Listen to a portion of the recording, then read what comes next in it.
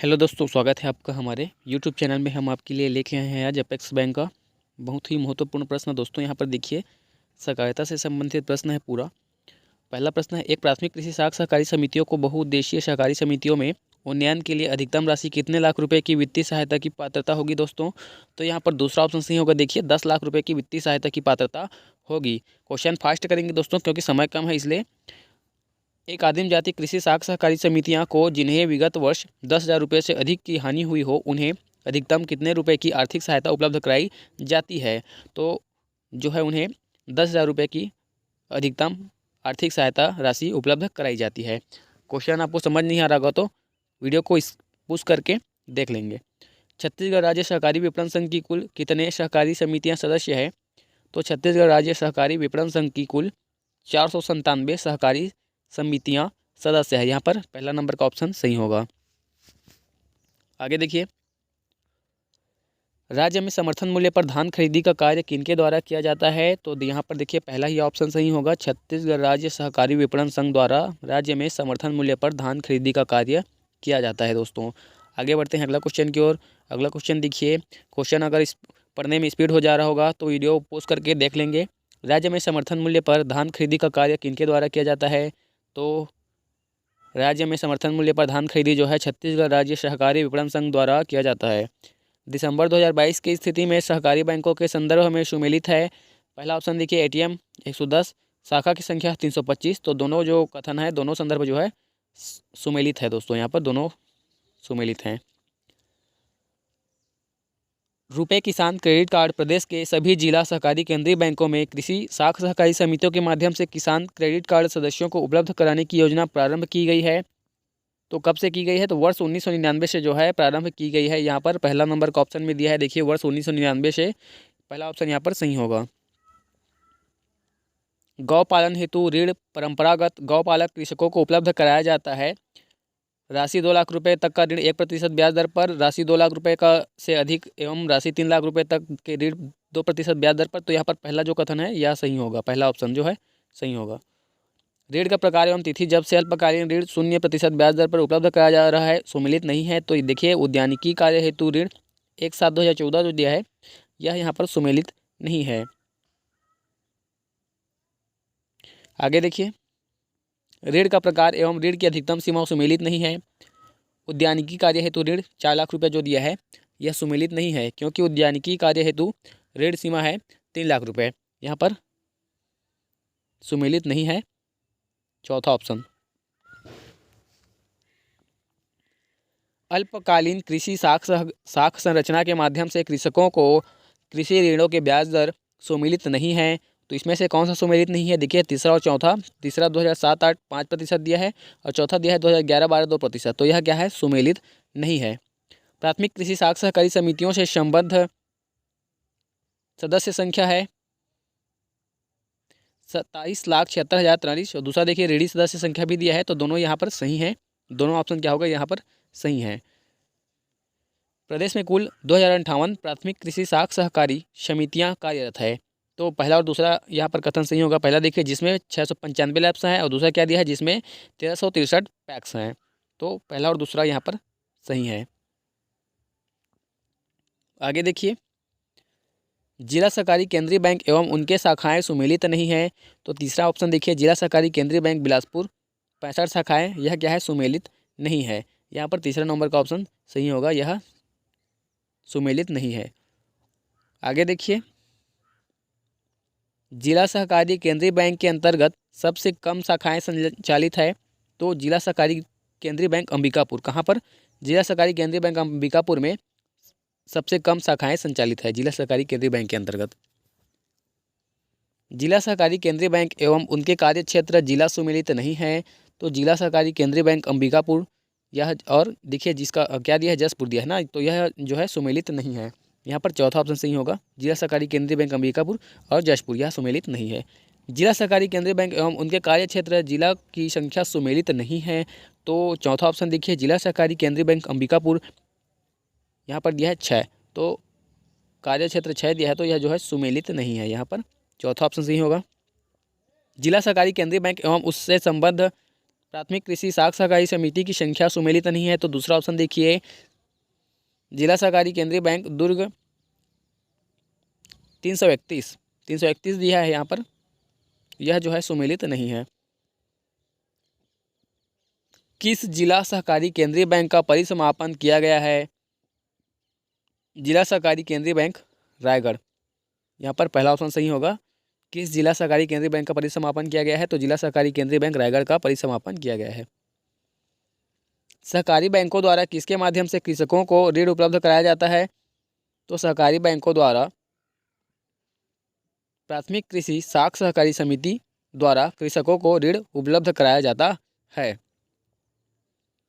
आगे देखिए, प्रदेश में अल्पकालीन साख संरचना का खालिस्तान ढांचा कार्यरत है, तो त्रिस्तरीय यहाँ पर राइट आंसर होगा। तीसरा ऑप्शन में दिया है त्रिस्तरीय। देखिए, प्रदेश में अल्पकालीन साख संरचना का त्रिस्तरीय ढांचा कार्यरत है। आगे देखिए अगला क्वेश्चन, राज्य सहकारी निर्वाचन आयोग का गठन कब किया गया? तो राज्य सहकारी निर्वाचन आयोग का गठन जो है 28/10/2014 दिया है। देखिए यहाँ पर 28/10/2014 यानी कि 28 अक्टूबर 2014 को जो है राज्य सहकारी निर्वाचन आयोग का गठन किया गया। छत्तीसगढ़ राज्य सहकारी अधिकरण की श्रृंखला न्यायालय कैंपकोर्ट का आयोजन रायपुर शहर में प्रत्येक माह के खालिस्तान सप्ताह को किया जा रहा है, तो प्रत्येक द्वितीय एवं तृतीय सप्ताह को जो है किया जा रहा है। किसी सहकारी सोसाइटी का साधारण निकाय अपने लेखाओं की संपरीक्षा हेतु संपरीक्षक अथवा संपरीक्षा फर्म की नियुक्ति वित्तीय वर्ष की समाप्ति की तारीख से 6 माह की कालावधि के भीतर करने में विफल रहता हो, तो ऐसी दशा में लेखाओं की संपरीक्षा किसके द्वारा कराया जाएगा? तो रजिस्ट्रार द्वारा जो है इसका कराया जाएगा। जिला स्तरीय सहकारी समितियों का पंजीयन जिला कार्यालय स्तर पर किया जाता है। दूसरा देखिए, संभाग स्तरीय सहकारी समितियों एवं राज्य स्तरीय सहकारी समितियों का पंजीयन मुख्यालय स्तर पर किया जाता है। तो केवल पहला का जो कथन दिया है, जिला स्तरीय सहकारी समितियों का पंजीयन जिला स्तर पर किया जाता है, केवल यह कथन जो है यहाँ पर सही है। कौन सा जिला सहकारी संघ अस्तित्व में है? तो चौथा ऑप्शन यहाँ पर सही होगा, जिला सहकारी संघ बेमेतरा। जिला सहकारी संघ बेमेतरा अस्तित्व में है। आगे देखिए अगला क्वेश्चन है, सहकारी सोसाइटी अधिनियम 1960 की किस धारा के अंतर्गत सहकारी संस्थाओं का पंजीयन किया जाता है? तो सहकारी सोसाइटी अधिनियम 1960 की धारा 9 के तहत सहकारी संस्थाओं का पंजीयन जो है किया जाता है। आगे है अगला क्वेश्चन, नागरिक सहकारी बैंक एवं मुख्यालय सुमेलित नहीं है, तो दूसरा ऑप्शन देखिए, व्यावसायिक सहकारी बैंक मर्यादित महासमुंद। यह क्या है? यह जो है इसका राइट आंसर होगा, यह जो है सुमेलित नहीं है। आगे है, जिला सहकारी केंद्रीय बैंक कहाँ नहीं है? तो जिला सहकारी केंद्रीय बैंक मर्यादित जो है धमतरी में नहीं है दोस्तों। यहाँ पर चौथा नंबर का ऑप्शन सही होगा। धमतरी में क्या है? जिला सहकारी केंद्रीय बैंक मर्यादित नहीं है। आगे बढ़ते हैं अगले क्वेश्चन की ओर। प्रदेश में परिसमापनाधीन पंजीकृत सहकारी संस्थाएं की संख्या कितनी है? तो पहला ऑप्शन यहाँ पर सही होगा, 1836 है। पहला ऑप्शन सही होगा, क्या है? 1836। आगे देखिए, छत्तीसगढ़ सहकारी सोसाइटी अधिनियम 1960 की किसके तहत सहकारी संस्थाओं की संरचना एवं उनके उद्देश्य के आधार पर वर्गीकरण किया गया है? तो धारा 10 के तहत जो है इसका राइट आंसर होगा। छत्तीसगढ़ सहकारी सोसाइटी अधिनियम 1960 के तहत सहकारी संस्थाओं की संरचना के आधार पर वर्गीकरण किया गया है, तो धारा 3 के जो है इसका राइट आंसर होगा। धारा 3 यहाँ पर राइट आंसर होगा। आगे देखिए, छत्तीसगढ़ सहकारी सोसाइटी अधिनियम 1960 के तहत सहकारी संस्थाओं के उद्देश्य के आधार पर वर्गीकरण किया गया है, तो 1960 के धारा 13 के तहत जो है संस्थाओं के उद्देश्य के आधार पर वर्गीकरण किया गया है। राज्य में कितने प्रमुख शीर्ष सहकारी संस्थाएं कार्यशील है? तो राज्य में 11, यहाँ पर तीसरा ऑप्शन सही होगा। राज्य में 11 प्रमुख शीर्ष सहकारी संस्थाएं कार्यशील है। आगे देखिए अगला क्वेश्चन, प्रदेश में कार्यशील पंजीकृत सहकारी संस्थाएं की संख्या कितनी है? तो प्रदेश में कार्यशील पंजीकृत सहकारी संस्थाएं की संख्या है 12,12,2। याद रखिए 12,12,2, 12,001 122, यहाँ पर 12-12-2 से याद रखना, 12-12-2। अगला क्वेश्चन देखिए, पहला क्या लिखा है, अपर पंजीयक, पंजीयक, संयुक्त पंजीयक, उप पंजीयक, सहायक पंजीयक। पंजीयक पदानुक्रम होगा तो इसको क्रम से जमाना है, तो देखिए पहला होगा दूसरा, यहाँ पर दूसरा ऑप्शन सही होगा। दूसरा ऑप्शन क्या होगा, सही होगा। यहाँ पर देखिए दूसरा, पहला, तीसरा, चौथा, फिर पांचवा। आगे देखिए, छत्तीसगढ़ सहकारी सोसाइटी अधिनियम 1960 में राज्य स्थापना के बाद कितने बार संशोधन किए गए हैं। तो छत्तीसगढ़ सहकारी सोसाइटी अधिनियम 1960 में राज्य स्थापना के बाद 11 बार संशोधन किया गया है दोस्तों। यहाँ पर दूसरा ऑप्शन सही होगा, 11 बार संशोधन किया गया है। भारतीय रिजर्व बैंक के दिशा निर्देश के अनुसार जारी होने की तारीख से चेक की वैधता अवधि है। तो भारतीय रिजर्व बैंक के दिशा निर्देशों के अनुसार जारी होने की तारीख से चेक की वैधता अवधि होती है 3 महीने। यहाँ पर पहला ऑप्शन सही है। आगे देखिए, MICR का फुल फॉर्म क्या है दोस्तों। तो MICR का फुल फॉर्म है magnetic ink character recognition. Recognition क्या है इसका, मैग्नेटिक इंक कैरेक्टर रिकॉग्निशन, इसका MICR का फुल फॉर्म है। IFSC के बारे में सब जानते होंगे। तो IFSC का क्या मतलब है, तो इसका फुल फॉर्म देखिए, Indian financial system code. IFSC का मतलब होता है इंडियन फाइनेंशियल सिस्टम कोड। आगे देखिए, धोखेबाजों द्वारा ग्राहक की व्यक्तिगत या क्रेडिट कार्ड खाते की जानकारी हासिल करने के लिए इस्तेमाल की जाने वाली विधि को क्या कहा जाता है। तो उसे कहा जाता है स्कीमिंग। यहाँ पर पहला ऑप्शन सही होगा कि उसे कहा जाता है स्कीमिंग। डायरेक्ट डेबिट एक है, क्या है एक, तो डायरेक्ट डेबिट एक वित्तीय गतिविधि जिसमें एक व्यक्ति दूसरे व्यक्ति के बैंक खाते से धनराशि निकालता है, कि उसे क्या कहते हैं, डायरेक्ट डेबिट। आगे देखिए, निम्नलिखित में से किसे बैंकर्स चेक कहा जाता है दोस्तों। तो DD यहाँ पर पहला ऑप्शन सही होगा। निम्नलिखित में से DD को जो है बैंकर्स चेक कहा जाता है। DD को क्या कहा जाता है, बैंकर्स चेक कहा जाता है। इसी तरह देखिए, आगे बढ़ते हैं अगला क्वेश्चन की ओर। अगला क्वेश्चन है दोस्तों, बैंकिंग में RTGS का फुल फॉर्म होता है। तो बैंकिंग में RTGS का फुल फॉर्म होता है real time gross settlement. Real time gross settlement banking में RTGS का फुल फॉर्म होता है। इसी तरह देखिए, आगे बढ़ते हैं अगले क्वेश्चन की ओर। ATM में T का क्या मतलब होता है। तो ATM में T का फुल फॉर्म होता है, T का मतलब होता है टेलर। तो ATM का फुल फॉर्म होता है दोस्तों ऑटोमेटिक टेलर मशीन, जिसमें T का मतलब है टेलर। आगे देखिए, निम्नलिखित में से कौन नोटिस मनी को परिभाषित करता है। तो पहला ऑप्शन यहाँ पर देखिए, जब पैसा 1 दिन से अधिक और 14 दिन से कम के लिए उधार लिया जाता है या उधार दिया जाता है, तो नोटिस मनी को यह जो है परिभाषित करता है। UPI स्टैंड फॉर, तो UPI का फुल फॉर्म देखिए क्या है, unified payment interface. Unified payment interface जो है क्या है, UPI का फुल फॉर्म है। UPI stand for Bhim stand, तो क्या है इसका फुल फॉर्म देखिए, Bhim Bharat interface for money. Bharat interface for money क्या है, भीम का फुल फॉर्म है। आगे देखिए, विलास वस्तुओं के क्रय के लिए बैंकों द्वारा किस प्रकार का ऋण दिया जाता है। तो विलास वस्तुओं के क्रय हेतु टिकाऊ उपभोक्ता वस्तु ऋण जो है बैंकों द्वारा ऋण दिया जाता है। यहाँ पर तीसरा ऑप्शन सही होगा।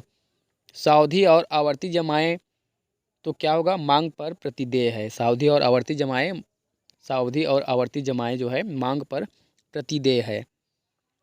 आगे देखिए, एक बैंकर और ग्राहक के बीच प्राथमिक संबंध समय से शुरू होता है जब ग्राहक क्या है, खाता खोलता है। एक बैंकर और ग्राहक के बीच प्राथमिक संबंध समय से शुरू होता है जब ग्राहक जो है खाता खोलता है, तब से शुरू होता है। जब ग्राहक के खाते से अधिक राशि निकल जाती है या जब ग्राहक ने बैंकर से ऋण लिया होता है, तो क्या होता है जी, तो देनदार होता है। यहाँ पर तीसरा ऑप्शन सही होगा, देनदार। जब बैंकर ग्राहक से जमा प्राप्त करता है तो बैंकर ग्राहक का खाली स्थान बन जाता है। तो राइट आंसर होगा इसका, जमानत पर लेने वाला। जब बैंकर ग्राहक से जमा प्राप्त करता है तो बैंकर जो है ग्राहक का जमानत पर लेने वाला बन जाता है। एक IFSC कोड में अंकों की संख्या होती है। तो एक IFSC जो कोड होता है उसमें अंकों की संख्या होती है 11 डिजिट का अंक होता है उसमें। यहाँ पर दूसरा ऑप्शन सही होगा। वह ऋण पत्र जिसके धन वापसी की समय सीमा निश्चित हो उसे कहा जाता है। तो वह ऋण पत्र जिसके धन वापसी की समय सीमा निश्चित हो उसे शोधनीय ऋण पत्र कहा जाता है। यहाँ पर पहला ऑप्शन सही होगा। किस बैंक ने वाणिज्यिक बैंकों को बाहरी चेकों को तत्काल क्रेडिट करने के संबंध में निर्देश दिए हैं? तो भारतीय रिजर्व बैंक ने जो है दिए हैं। चेक बाउंस से संबंधित अपराध की सुनवाई कर रही अदालत को चेक जारीकर्ता को शिकायतकर्ता को अंतरिम मुआवजा देने का निर्देश देने की अनुमति देता है। अंतरिम मुआवजा चेक राशि के कितने प्रतिशत से अधिक नहीं होगा?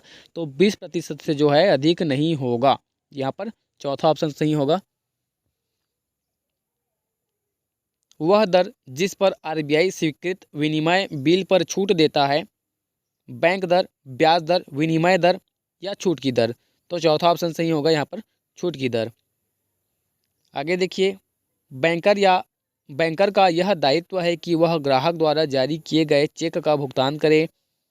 तो बैंकर का यह दायित्व है कि वह ग्राहक द्वारा जारी किए गए चेक का वैधानिक भुगतान जो है करे।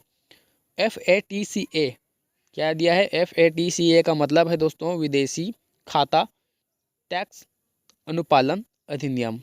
विदेशी खाता टैक्स अनुपालन अधिनियम जो है FATCA का मतलब है। वह दर जिस पर बैंक रिजर्व बैंक को उधार देते हैं जानी जाती है रिवर्स रेपो दर, उसे कहते हैं रिवर्स रेपो दर।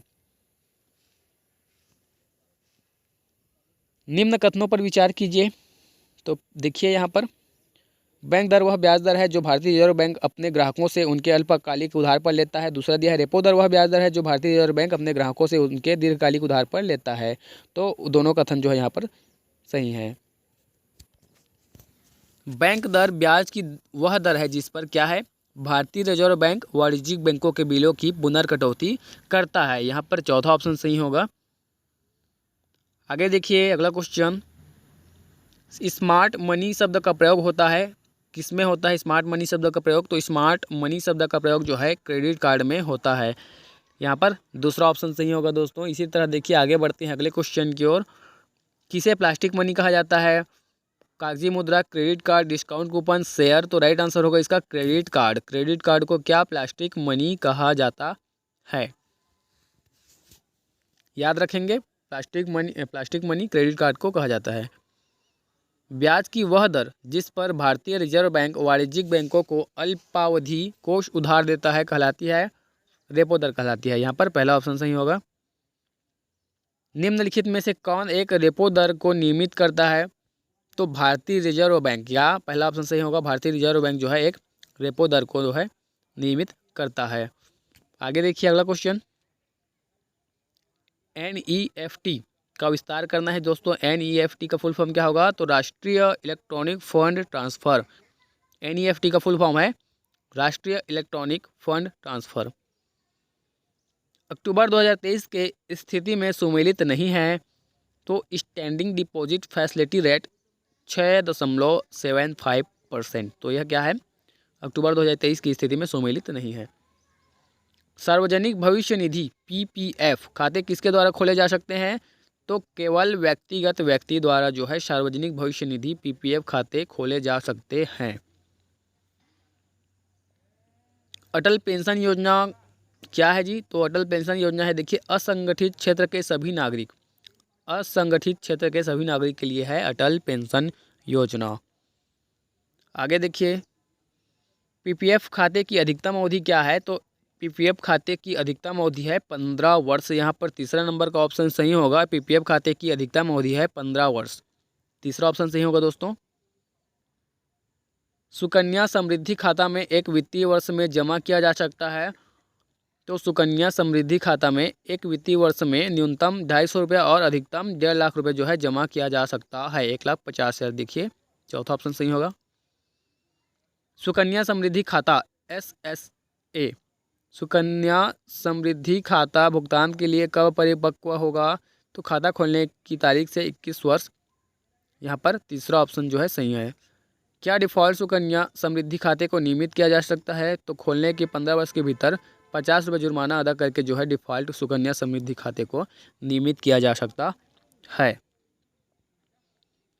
आगे देखिए PMSBY के तहत बीमा राशि कितनी है? तो PMSBY यानी कि होता है प्रधानमंत्री सुरक्षा बीमा योजना के तहत बीमा राशि कितनी है दोस्तों? तो पहला ऑप्शन देखिए, दुर्घटना के कारण मृत्यु, दोनों आंखों, हाथों, हाथ पैर की अधिकतम हानि पर 2 लाख रुपए का मुआवजा। प्रधानमंत्री जीवन ज्योति बीमा योजना से क्या लाभ है? तो किसी भी कारणवश बीमाकृत व्यक्ति की मृत्यु के मामले में जोखिम सुरक्षा 2 लाख रुपए का इसमें जो है लाभ मिलता है। प्रधानमंत्री सुरक्षा बीमा योजना PMSSBY निम्नलिखित को प्रदान की जाती है। तो 18 से 70 वर्ष की आयु के सभी बचत बैंक के ग्राहक को जो है प्रधानमंत्री सुरक्षा बीमा योजना प्रदान की जाती है। प्रधानमंत्री जीवन ज्योति बीमा योजना PMJJBY प्रधानमंत्री जीवन ज्योति बीमा योजना शामिल है किसी भी कारण से मृत्यु। प्रधानमंत्री जीवन ज्योति बीमा जो है किसी भी कारण से मृत्यु पर शामिल है यह योजना। छत्तीसगढ़ में शून्य ब्याज पर कृषि ऋण किसानों को किस वर्ष से दिया जा रहा है दोस्तों? तो 2014-15 से। राइट आंसर क्या है इसका? 2014-15 से छत्तीसगढ़ में शून्य ब्याज पर कृषि ऋण किसानों को दिया जा रहा है। PSB का सकल NPA अनुपात मार्च 2018 में 14.6% के उच्चतम स्तर से घटकर दिसंबर 2022 में कितना हो गया? तो 5.53% हो गया। किन्हीं सहकारी समितियों बैंकों के माध्यम से अल्पकालीन ऋण 0% ब्याज दर पर ऋण उपलब्ध नहीं कराया जा रहा है? तो गौपालक यहाँ पर पहला ऑप्शन सही होगा। प्रधानमंत्री जन धन योजना कब आरंभ की गई थी? तो 28 अगस्त 2014 यहाँ पर राइट आंसर होगा। प्रधानमंत्री जन धन योजना 28 अगस्त 2014 से आरंभ की गई थी। क्या सही नहीं है यहाँ पर? तो इन बीमा योजनाओं का प्रीमियम हर 2 साल में बढ़ाया जाता है। तो यह जो है असत्य है दोस्तों, यह जो है सही नहीं है। इसको पूरा पढ़ लेंगे आप वीडियो को पुश करके। क्या सही है? तो उपरोक्त तो सभी कथन यहाँ पर सही है। क्या क्या कथन दिया है? अल्पकालिक कृषि ऋण कृषकों को अल्पकालीन कृषि प्रयोजन हेतु दिए जाने वाले ऋण ब्याज मुक्त होता है। ऋण की अधिकतम सीमा 5 लाख है। फसल ऋण में नगद एवं वस्तु का अनुपात 60-40 का होता है। अगला देखिए, पहला क्या दिया? सकल NPA सभी ऋण परिसंपत्तियों का कुल योग होता है। NNPA ये वह राशि है जो सकल गैर निष्पादित परिसंपत्तियों से प्रावधान राशि का काटने के बाद प्राप्त होता है। तो पहला दूसरा दोनों कथन यहाँ पर सही होगा। आगे देखिए, बैंकों को गैर निष्पादित परिसंपत्तियों को निम्नलिखित में से किसमें वर्गीकृत करने की आवश्यकता है? तो उपमानक परिसंपत्तियां, संदिग्ध परिसंपत्तियां और हानि परिसंपत्तियां में वर्गीकृत करने की आवश्यकता है। RBI के मानदंडों के तहत एक खाते को एक गैर निष्पादित परिसंपत्ति के रूप में वर्गीकृत किया जाता है यदि यह खालिस्तान के लिए उपयोग नहीं किया जाता, तो 90 दिन के लिए उपयोग नहीं किया जाता है तब की स्थिति में। आगे देखिए अगला क्वेश्चन, एक ऋण गैर निष्पादित परिसंपत्ति बन जाता है जब ब्याज या मूलधन किस अवधि के लिए अतिदेय हो जाती है? तो 90 दिन की अवधि के लिए अतिदेय हो जाती है। आगे देखिए अगला क्वेश्चन, निम्नलिखित में से किसके अनुसार RBI कमजोर वित्तीय मैट्रिक्स वाले बैंकों की निगरानी करता है? तो शीघ्र सुधारक कार्रवाई इसका राइट आंसर होगा। मनी लॉन्ड्रिंग में कितने चरण होते हैं दोस्तों? तो 3 चरण होते हैं मनी लॉन्ड्रिंग में। यहाँ पर दूसरा ऑप्शन में दिया है देखिए 3। तो मनी लॉन्ड्रिंग में 3 चरण होते हैं। धन शोधन क्या है? तो अवैध रूप से प्राप्त धन का परिवर्तन क्या है? धन शोधन क्या है? अवैध रूप से प्राप्त धन का परिवर्तन धन शोधन कहलाता है। निम्नलिखित में से कौन सा कथन बीमा शब्द गबन से संबंधित है? तो चौथा ऑप्शन देखिए, यह किसी अन्य व्यक्ति की संपत्ति या धन का अनधिकृत उपयोग है। भारतीय वाणिज्यिक बैंकों के नॉन परफॉर्मिंग एसेट्स हैं। तो दूसरा ऑप्शन यहाँ पर सही होगा, ऋण निर्धारित समय के भीतर नहीं चुकाया जाता है। बैंकिंग शब्दावली में NPA का पूर्ण रूप क्या होता है? तो बैंकिंग शब्दावली में NPA का पूर्ण रूप होता है गैर निष्पादित परिसंपत्तियां, नॉन परफॉर्मिंग एसेट। बैंकों में KYC का कार्यान्वयन मुख्य रूप से किस जोखिमों को संबोधित करता है? तो बैंकों में KYC का कार्यान्वयन मुख्य रूप से मनी लॉन्ड्रिंग जोखिम को संबोधित करता है। KYC दिशा निर्देशों के तहत बैंकों को किसको छोड़कर निम्नलिखित सभी मामलों में EDD उचित परिश्रम आयोजित करने की आवश्यकता है? तो छोटी जमा राशि वाले व्यक्तिगत ग्राहक। किसी खाते को उच्चतम जोखिम के रूप में वर्गीकृत किया गया है। तो नए केवाईसी दस्तावेज खालिस्तान वर्षों के बाद प्राप्त किए जाते हैं। तो नए केवाईसी दस्तावेज जो है 2 वर्षों के बाद प्राप्त किए जाते हैं। मनी लॉन्ड्रिंग या आतंकवादी वित्त पोषण का जोखिम कम है। तो मूल बैंकिंग खाता, यहाँ पर तीसरा ऑप्शन सही होगा दोस्तों, मूल बैंकिंग खाता। किसी ग्राहक के खाते के संबंध में असामान्य गतिविधियां हैं। तो यहाँ पर 3 कथन दिया है दोस्तों। यहाँ तो उपरोक्त तो सभी कथन जो है जितना भी कथन दिया है यहाँ पर सही है। केवाईसी का पूर्ण रूप क्या होता है? केवाईसी का पूर्ण रूप होता है नो यूअर कस्टमर। यहाँ पर तीसरा ऑप्शन सही होगा। केवाईसी का पूर्ण रूप होता है नो यूअर कस्टमर। अपने ग्राहक को जाने, नो यूअर कस्टमर। केवाईसी नियमों को निम्नलिखित में से किसके नियमन के तहत वित्तीय लेन देन में आरंभ किया गया है? तो धन शोधन अधिनियम की रोकथाम के लिए आरंभ किया गया है। केवाईसी अनुपालन खालिस्तान की रोकथाम के तहत एक अनिवार्य अभ्यास है। तो केवाईसी अनुपालन जो है मनी लॉन्ड्रिंग एक्ट 2002 की रोकथाम के तहत एक अनिवार्य अभ्यास है। मनी लॉन्ड्रिंग के चरण सही क्रम है। पहला दिया है प्लेसमेंट, दूसरा दिया है लेयरिंग, तीसरा दिया है इंटीग्रेशन। तो यहाँ पर दूसरा ऑप्शन देखिए क्या होगा, पहला दूसरा तीसरा। यहाँ पर तीनों चरण जो है क्रम से हैं, पहला दूसरा तीसरा। भारत सरकार ने पहचान का प्रमाण प्रस्तुत करने के उद्देश्य से 6 दस्तावेजों को आधिकारिक तौर पर वैध दस्तावेज के रूप में अधिसूचित किया है। निम्नलिखित में से सही विकल्प चुनें। तो तीसरा ऑप्शन देखिए, पासपोर्ट, पैन कार्ड, आधार कार्ड, ड्राइविंग लाइसेंस, मतदाता पहचान पत्र, नरेगा जॉब कार्ड। इनमें से कौन सा पहचान प्रमाण के लिए आधिकारिक रूप से वैध दस्तावेज के अंतर्गत नहीं आता है? तो राशन कार्ड यहाँ पर राइट आंसर होगा। राशन कार्ड क्या है? आधिकारिक रूप से वैध दस्तावेज के अंतर्गत नहीं आता है। यदि कोई केवाईसी मानदंडों को पूरा नहीं करता है तो ग्राहकों के लिए किस प्रकार का खाता खोला जाएगा? तो छोटा खाता को जो है खोला जाएगा दोस्तों। यहाँ पर तीसरा ऑप्शन सही होगा। निम्नलिखित में से किस श्रेणी के ग्राहक बैंकिंग प्रणाली में मौजूद नहीं है? तो कोई जोखिम नहीं वाले ग्राहक जो है बैंकिंग प्रणाली में मौजूद नहीं है। आगे देखिए, बैंकों को जमा, नगद, क्रेडिट या ओवरड्राफ्ट खातों में कितने लाख रुपए और उससे अधिक की नगद निकासी और जमा पर कड़ी नज़र रखने और इन बड़े नगद लेन देन के विवरण का एक अलग रजिस्टर में रिकॉर्ड रखने की आवश्यकता है? तो राइट आंसर होगा यहाँ पर दूसरा ऑप्शन में देखिए 10 लाख रुपए के या उससे अधिक की नगद लेन देन पर। किसी भी बैंक खाते में एक ही दिन में कितने रुपए या उससे अधिक का लेन देन या नगद जमा करते समय पैन का उल्लेख करना आवश्यक है? तो 50,000 और उससे अधिक, 50,000 और उससे अधिक पर पैन का जो है पैन कार्ड का आवश्यक होता है। किस वर्ष सहकारी बैंक निक्षेप बीमा और प्रत्यक्ष गारंटी निगम द्वारा बीमित किए जाते हैं? तो वर्ष 1968 से जो है सहकारी बैंक निक्षेप बीमा और प्रत्यक्ष गारंटी निगम बीमित किए जाते हैं। भारत सरकार ने रिजर्व बैंक के परामर्श से कब एक ऋण गारंटी योजना तैयार की? तो जुलाई 1960 इसका राइट आंसर होगा। जुलाई 1960 से भारत सरकार ने रिजर्व बैंक के परामर्श से ऋण गारंटी योजना तैयार की। किस अधिनियम के प्रावधानों के अनुसार सभी वित्तीय संस्थानों को सभी प्रकार के लेन देन का रिकॉर्ड रखना होता है? तो PMLA अधिनियम 2002। यहाँ पर चौथा ऑप्शन सही होगा, PMLA अधिनियम 2002।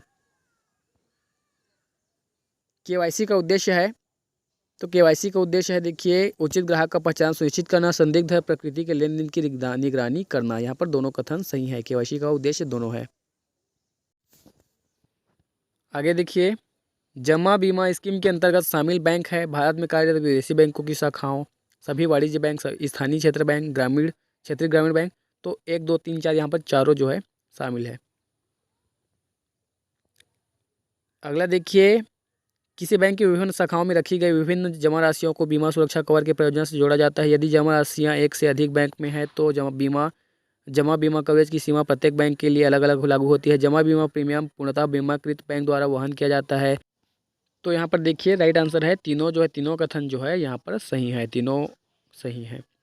निक्षेप बीमा और प्रत्यक्ष गारंटी निगम बीमा करता है मूलधन और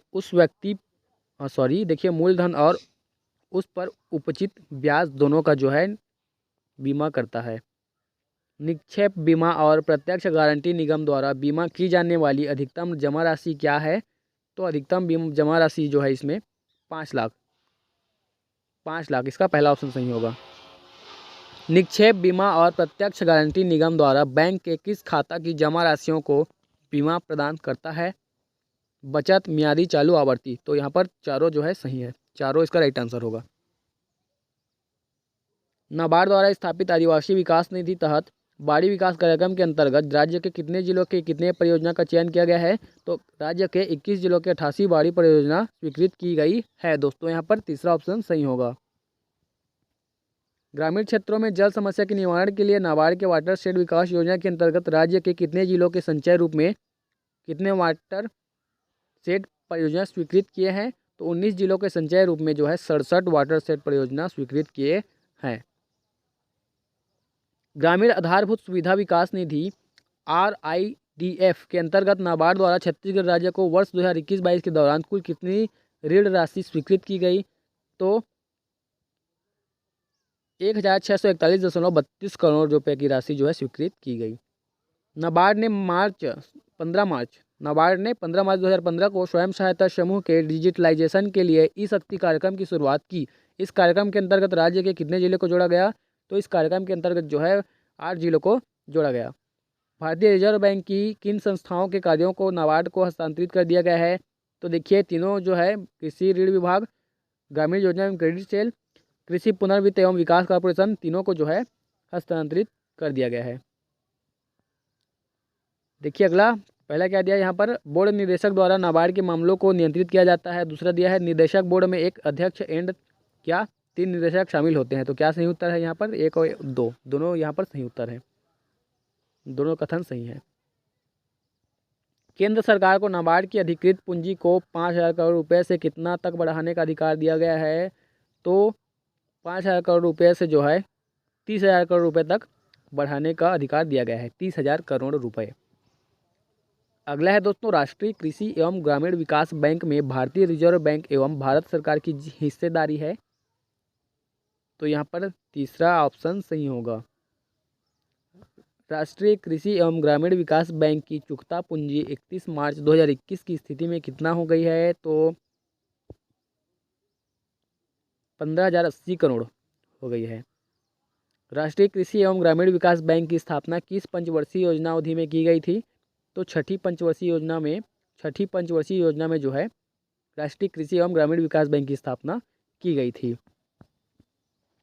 किस अधिनियम के अनुसार नाबार्ड बैंक की स्थापना की गई थी? तो देखिए दूसरा ऑप्शन सही होगा। 1981 का पार्लियामेंट एक्ट 61 के तहत जो है नाबार्ड बैंक की स्थापना की गई थी। नाबार्ड बैंक का प्रारंभिक कोष कितना था? तो नाबार्ड बैंक का प्रारंभिक कोष था दोस्तों 100 करोड़। यहाँ पर तीसरा ऑप्शन सही होगा, नाबार्ड बैंक का प्रारंभिक कोष था 100 करोड़। आगे देखिए अगला क्वेश्चन, नाबार्ड का पुनर्वित्त फंड किस बैंक से लिया जाता है? तो नाबार्ड का पुनर्वित्त फंड जो है वर्ल्ड बैंक और एशियन डेवलपमेंट बैंक से लिया जाता है। दूसरा ऑप्शन यहाँ पर सही होगा। कृषि और ग्रामीण विकास के लिए संस्थागत ऋण की व्यवस्थाओं की समीक्षा हेतु एक समिति का गठन की गई है। तो कब की गई? 30 मार्च 1979 को की गई। पूर्व प्रधानमंत्री श्रीमती इंदिरा गांधी द्वारा नाबार्ड राष्ट्र की सेवा के लिए किस दिन समर्पित किया गया? तो पूर्व प्रधानमंत्री श्रीमती इंदिरा गांधी द्वारा नाबार्ड राष्ट्र की सेवा के लिए 5 नवंबर 1982 को समर्पित किया गया। नाबार्ड बैंक की स्थापना किस समिति की सिफारिश पर की गई थी? तो बी शिवरमन कमेटी। यहाँ पर तीसरा ऑप्शन सही होगा, बी शिवरमन कमेटी के द्वारा उनके सिफारिश से जो है नाबार्ड बैंक की स्थापना की गई। नाबार्ड की स्थापना कब की गई थी दोस्तों? तो देखिए राइट आंसर होगा इसका, नाबार्ड की स्थापना 12 जुलाई 1982 को की गई थी। यहाँ पर दूसरा ऑप्शन सही होगा। आगे देखिए नाबार्ड बैंक का मुख्यालय स्थित है, कहाँ स्थित है? तो नाबार्ड बैंक का मुख्यालय जो है मुंबई में स्थित है। दूसरा ऑप्शन यहाँ पर सही होगा, नाबार्ड बैंक का मुख्यालय मुंबई में स्थित है। आगे है राष्ट्रीय कृषि और ग्रामीण विकास बैंक के अध्यक्ष हैं। तो राष्ट्रीय कृषि और ग्रामीण विकास बैंक के अध्यक्ष हैं श्री साजी केवी। यहाँ पर पहला ऑप्शन सही होगा, श्री साजी केवी क्या है? राष्ट्रीय कृषि और ग्रामीण विकास बैंक के अध्यक्ष हैं। किसी बहुराज्यीय सहकारी बैंक का जो निक्षेप बीमा और प्रत्येक गारंटी निगम से बीमाकृत बैंक है परिसमापन हो जाता है और बैंक के निक्षेपकर्ताओं के लिए दायी हो जाता है, वहाँ निक्षेप बीमा निगम किसके द्वारा उपबंधित सीमा तक और रीति में प्रतिपूर्ति की जाएगी? तो परिसमापक। परिसमापक उसका राइट आंसर है। किसकी पूर्व अनुज्ञा अभिप्राप्त किए बिना कोई सरकारी बैंक विद्यमान कारोबार के स्थान के अवस्थान का अंतरण उस नगर या ग्राम के बाहर नहीं करेगा? तो रिजर्व बैंक इसका राइट आंसर होगा। प्रत्येक अन्य सरकारी बैंक उस नगर आरक्षित के अतिरिक्त भारत में ऐसी आस्तियों को रखेगा जिनका मूल्य द्वितीय पूर्ववर्ती पक्ष के अंतिम शुक्रवार को उसकी कुल मांग और समय दायित्वों के कितने प्रतिशत से अनधिक की ऐसी प्रतिशतता से कम नहीं होगा? तो 40%। सरकारी बैंक या सरकारी बैंकों के वर्ग को अधिसूचना के माध्यम से अधिनियम के कुछ प्रावधानों से छूट दे सकता है। कौन? आरबीआई जो है दे सकता है। यहाँ पर पहला ऑप्शन सही होगा। सरकारी बैंक या सरकारी बैंकों के वर्ग को अधिसूचना के माध्यम से अधिनियम के कुछ प्रावधानों से छूट दे सकता है आरबीआई। आगे देखिए अगला क्वेश्चन, धारा सुमेलित हैं। धारा 29 तुलना पत्र और लाभ हानि लेखा। धारा 30 जो है संपरीक्षा। तो दोनों यहाँ पर दोनों जो कथन दिया है दोनों धारा जो है सुमेलित हैं। दोनों धारा सुमेलित हैं दोस्तों।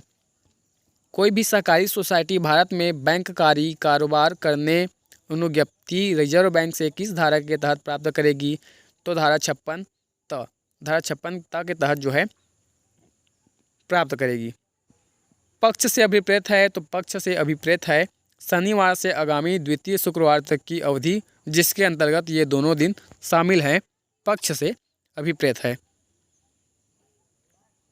कोई सहकारी बैंक कितने वर्ष की प्रारंभिक या मूल परिपक्वता के साथ अप्रतिभूत डिबेंचरों या बंध पत्रों या वैसी ही अन्य प्रतिभूतियों का निर्गमन कर सकता है?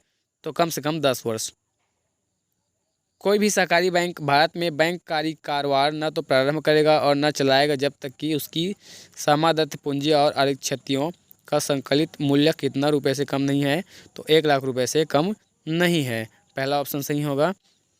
बैंकिंग विनियमन अधिनियम 1949 समितियों पर लागू नहीं होगा। प्राथमिक कृषि ऋण समितियां सरकारी समितियों पर लागू नहीं होगा जिनका प्रमुख व्यवसाय कृषि के विकास के लिए दीर्घकालिक वित्त पोषण है। तो 1 और 2 इसका दोनों कथन जो है सही है दोस्तों।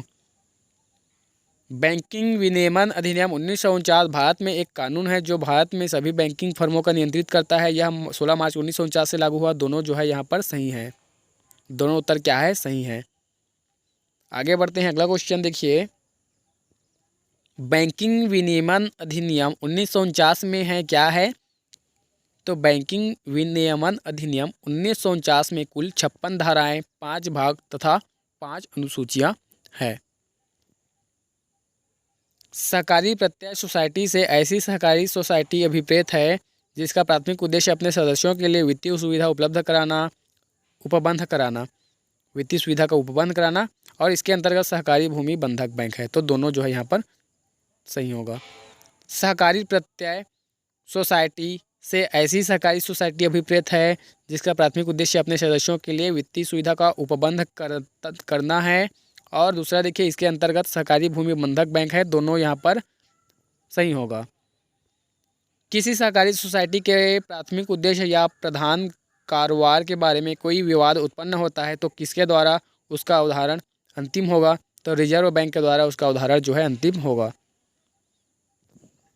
प्रत्येक अपील आदेश संसूचित दिनांक के कितने दिन के भीतर प्रस्तुत की जा सकेगी? तो प्रत्येक अपील आदेश जो है संसूचित दिनांक के 60 दिन के भीतर प्रस्तुत की जा सकेगी। प्रथम अपील में किनके द्वारा पारित किसी आदेश के विरुद्ध द्वितीय अपील अधिकरण को कर सकते हैं? तो संयुक्त रजिस्ट्रार, अपर रजिस्ट्रार, रजिस्ट्रार ये सभी को जो है कर सकते हैं दोस्तों। अधिकरण स्वप्रेरणा से या किसी पक्षकार द्वारा आवेदन किए जाने पर किसी भी समय रजिस्ट्रार द्वारा इस अधिनियम की किसके अधीन पारित किए गए किसी आदेश की वैधता या औचित्य का पुनरीक्षण कर सकता है? तो धारा 55 की उपधारा या धारा 64। आगे देखिए अगला क्वेश्चन, अधिकरण अथवा रजिस्ट्रार किसी हितबद्ध पक्षकार का आवेदन पत्र आदेश दिनांक से कितने दिन के अंतर्गत प्राप्त होने पर किसी भी मामले में अपने स्वयं के आदेश का पुनर्विलोकन कर सकेंगे? तो 90 दिन इसका राइट आंसर होगा।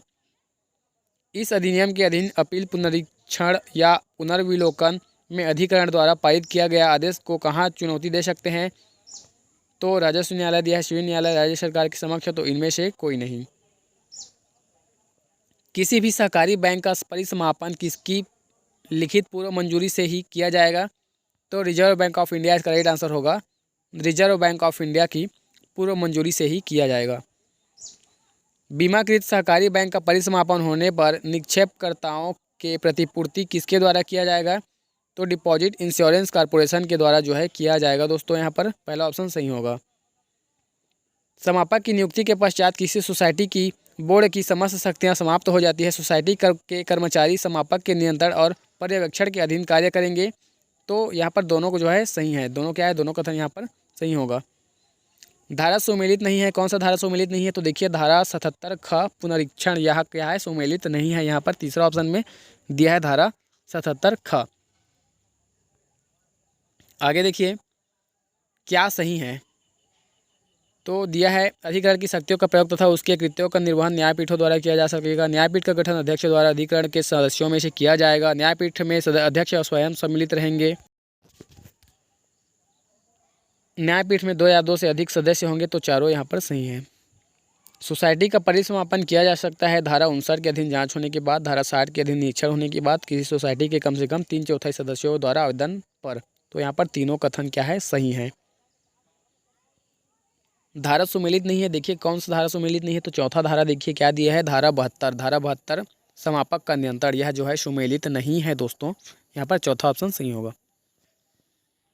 आगे देखिए किसी सोसाइटी या सोसाइटियों के वर्ग की संपरीक्षा तथा उसके पर्यवेक्षण का संचालन करने के प्रयोजन से एक संपरीक्षा बोर्ड का गठन कर सकेगी। कौन? राज्य सरकार जो है कर सकेगी। क्या दिया है देखिए, रजिस्ट्रार संप्रेक्षकों अथवा संप्रेक्षक फर्म्स की न्यूनतम योग्यता एवं अनुभव का निर्धारण करेगा। राज्य सरकार अधिसूचना द्वारा सोसाइटियों के किसी वर्ग को संप्रेक्षा के लिए शुल्क भुगतान करने में छूट दे सकेगी। और क्या दिया है, प्रत्येक सहकारी सोसाइटी के लेखाओं की संपरीक्षा उस वित्तीय वर्ष जिससे ऐसे लेखे संबंधित हो की समाप्ति के 6 माह के भीतर कराई जाएगी। तो तीनों यहाँ पर सही है। आगे देखिए प्रत्येक सहकारी सोसाइटी अपने लेखाओं की संपरीक्षा कितने वित्तीय वर्ष में कम से कम एक बार रजिस्ट्रार द्वारा प्राधिकृत संपरीक्षकों समूह द्वारा कराएगी। तो प्रत्येक वित्तीय वर्ष में एक बार ना, इसका राइट आंसर होगा। सदस्यों की कुल संख्या के कितने प्रतिशत सदस्यों से लिखित अध्यपेक्षा प्राप्त होने के पर सोसाइटी का विशेष साधारण सम्मेलन बुला सकेगी? तो 10%। 10% इसका राइट आंसर होगा। सोसाइटी के बोर्ड के सभी सदस्य के पद रिक्त होने पर निर्वाचन करवाया जाएगा 6 माह के भीतर तथा सहकारी बैंक के मामले में 12 माह के भीतर जो है इसका राइट आंसर होगा। पहला ऑप्शन सही है दोस्तों इसका। कोई भी व्यक्ति बोर्ड के सदस्य, प्रतिनिधि या प्रत्यायुक्त के सदस्य के रूप में निर्वाचन हेतु अभ्यर्थी होने के लिए अर्हित नहीं होगा। तो दोनों इसका क्या है, दोनों इसका राइट आंसर होगा। दोनों कथन यहाँ पर सही है। धारा सुमेलित नहीं है, देखिए कौन सा धारा सुमेलित नहीं है? तो धारा 60 सोसाइटी की पुस्तकों का निरीक्षण, धारा 62 जांच के खर्चे, धारा 58 लेखाओं की संपरीक्षा। तो ये सभी जो है सुमेलित नहीं है। प्रत्येक सहकारी सोसाइटी अपने लेखाओं की संपरीक्षा कितने वित्तीय वर्ष में कम से कम एक बार रजिस्ट्रार द्वारा प्राधिकृत संपरीक्षकों समूह द्वारा कराएगी? तो प्रत्येक वित्तीय वर्ष में कराएगी।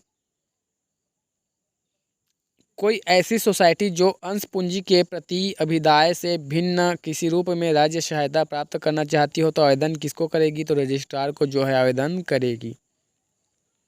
किसी सोसाइटी को किसी वर्ष में परिचालन घाटा होता है, वहाँ बोर्ड उसके कारणों को साधारण निकाय के समक्ष प्रस्तुत करेगी।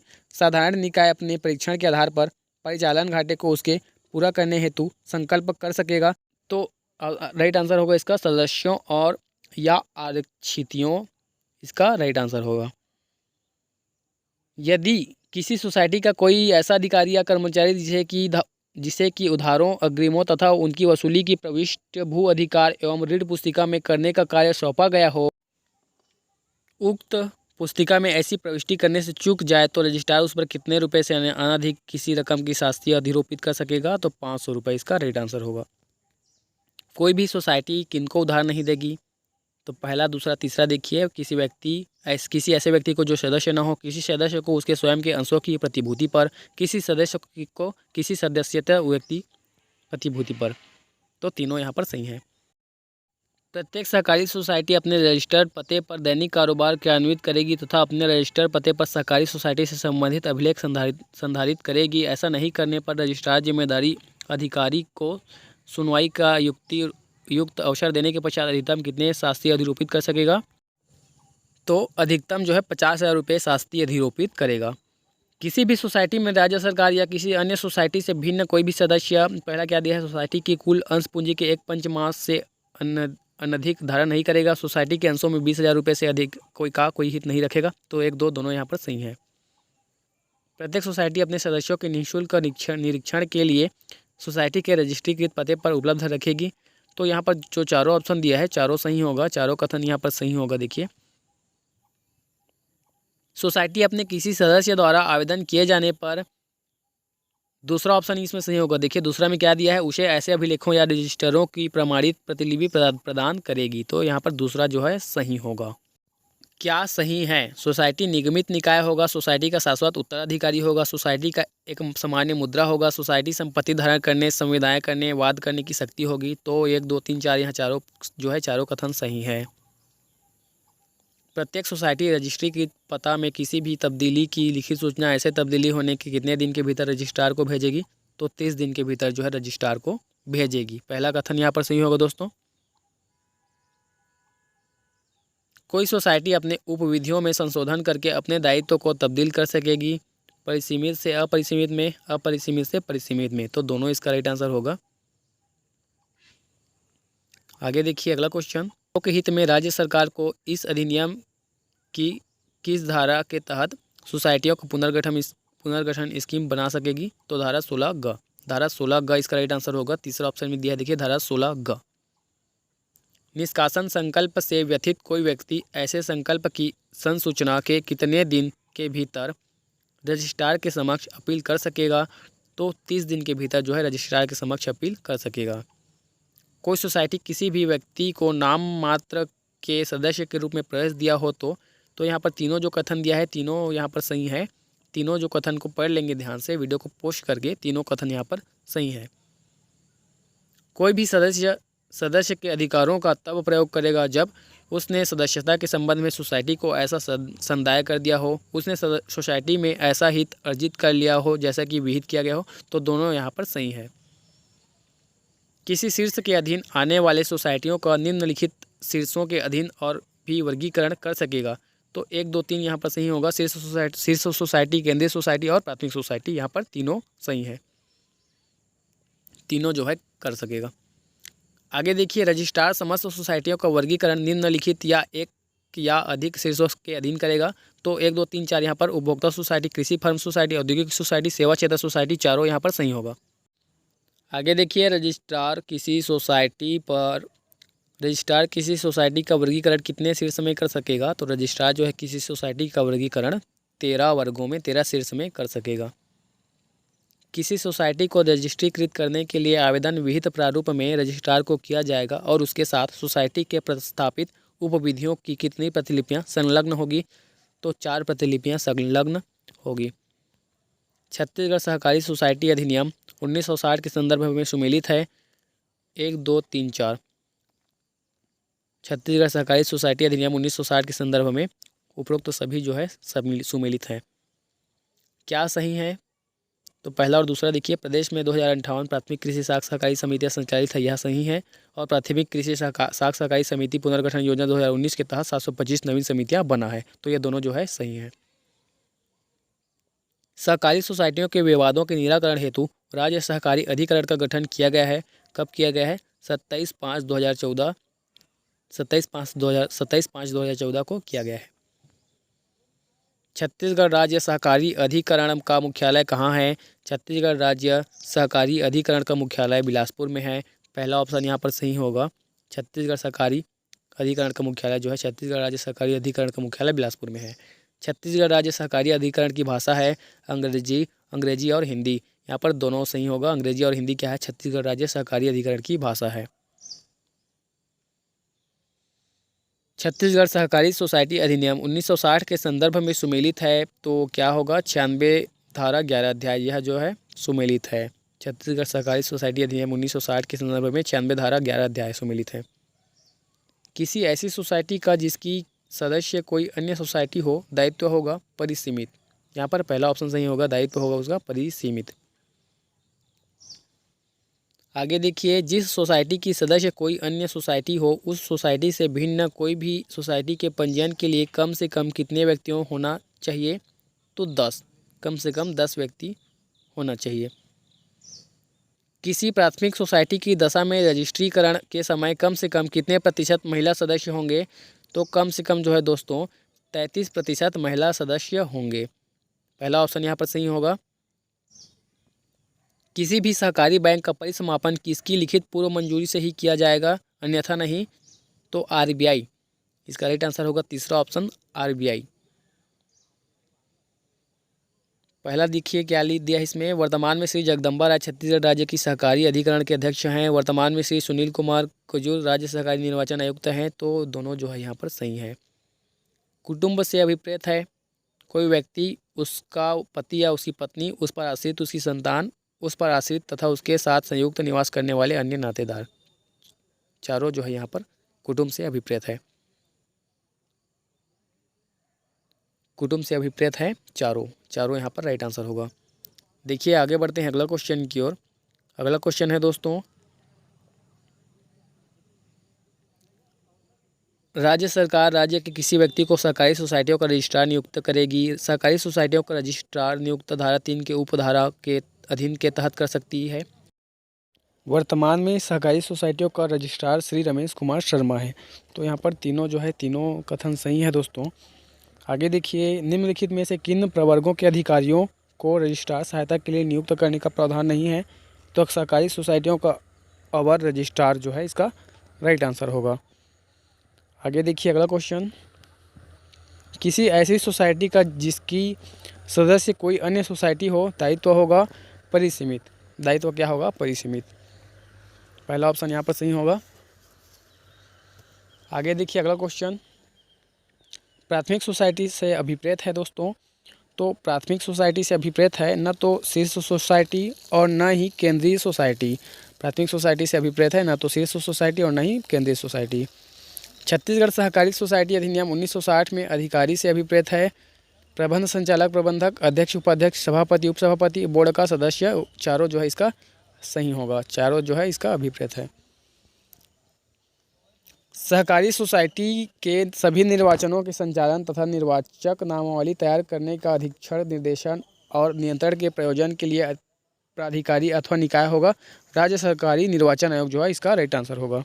राष्ट्रीय बैंक से अभिप्रेत है दोस्तों राष्ट्रीय कृषि और ग्रामीण विकास बैंक। राष्ट्रीय बैंक से अभिप्रेत है राष्ट्रीय कृषि और ग्रामीण विकास बैंक। देखिए आगे बढ़ते हैं अगला क्वेश्चन की ओर। वीडियो पसंद आ रहा होगा, क्वेश्चन पसंद आ रहा होगा तो वीडियो को लाइक और चैनल को सब्सक्राइब जरूर करेंगे। देखिए, प्रसंस्करण सोसाइटी अंतर्गत कोई औद्योगिक सोसाइटी आती है, संसाधन सोसाइटी अंतर्गत कोई सेवा सोसाइटी आती है। तो दोनों इसका सही आंसर है। आगे देखिए, सुमेलित नहीं है इनमें से। तो चौथा ऑप्शन देखिए, धारा 2 का घ सहकारी बैंक, यह क्या है? सुमेलित नहीं है दोस्तों। आगे देखिए अगला क्वेश्चन की ओर आगे बढ़ते हैं। इनमें से क्या सुमेलित नहीं है? तो इनमें से कोई नहीं, इनमें से कोई नहीं। धारा 2 का अपर रजिस्ट्रार, धारा 2 का ख सहायक रजिस्ट्रार, धारा 2 का ज उप रजिस्ट्रार। तो ये सभी सही हैं। तो इनमें से कोई नहीं होगा। संघीय सोसाइटी से अभिप्रेत है वह सोसाइटी जिसकी अंश पूंजी का सरकारी अंश पूंजी को छोड़कर कम से कम कितना प्रतिशत सोसाइटियों द्वारा धारित हो? तो 50% जो है राइट आंसर होगा। प्राथमिक सोसाइटी से अभिप्रेत है दोस्तों। तो प्राथमिक सोसाइटी से अभिप्रेत है न तो शीर्ष सोसाइटी और न ही केंद्रीय सोसाइटी। न तो शीर्ष सोसाइटी और न ही केंद्रीय सोसाइटी प्राथमिक सोसाइटी से अभिप्रेत है। छत्तीसगढ़ सहकारी सोसाइटी अधिनियम 1960 में अधिकारी से अभिप्रेत है प्रबंध संचालक, प्रबंधक, अध्यक्ष, उपाध्यक्ष, सभापति, उपसभापति, बोर्ड का सदस्य। चारों जो है अधिकारी से अभिप्रेत है। कोई ऐसी रजिस्ट्रीकृत सोसाइटी जिसका मुख्य उद्देश्य सहकारिता शिक्षा देना, उसका प्रचार करना, सहकारी सेवाओं का प्रशिक्षण देना और उनका विस्तार करना होता है सहकारी संघ। होता है क्या होता है? सहकारी संघ होता है। सहकारी बैंक से अभिप्रेत किस बैंक है जो इस अधिनियम के अधीन रजिस्ट्रीकृत हो? तो राज्य सहकारी बैंक, केंद्रीय सहकारी बैंक, प्राथमिक सहकारी बैंक। तो तीनों जो है इसका राइट आंसर होगा। तीनों ऑप्शन इसका राइट आंसर होगा। कृषि फर्म सोसाइटी से अभिप्रेत है कोई ऐसी सोसाइटी जो भूमि के विकास तथा खेती की अधिक अच्छी पद्धतियों को संप्रवर्तित करने के उद्देश्य से बनाई गई हो और उसके अंतर्गत आती है। चारों जो कथन दिया है चारों उसके अंतर्गत आते हैं। सुमेलित नहीं है इनमें से देखिए कौन सुमेलित नहीं है, तो धारा 2 का ड जो दिया है, धारा 2 का ड जो दिया है, कृषि फर्म सोसाइटी, यह क्या है, सुमेलित नहीं है। वह सोसाइटी जिसका मुख्य उद्देश्य उन अन्य सोसाइटियों को जो कि उससे संबंध हो, क्रियाकरण के लिए सुविधाएं देना हो और जिसके क्रिया क्षेत्र का विस्तार संपूर्ण छत्तीसगढ़ पर हो, शीर्ष सोसाइटी इसका राइट आंसर है।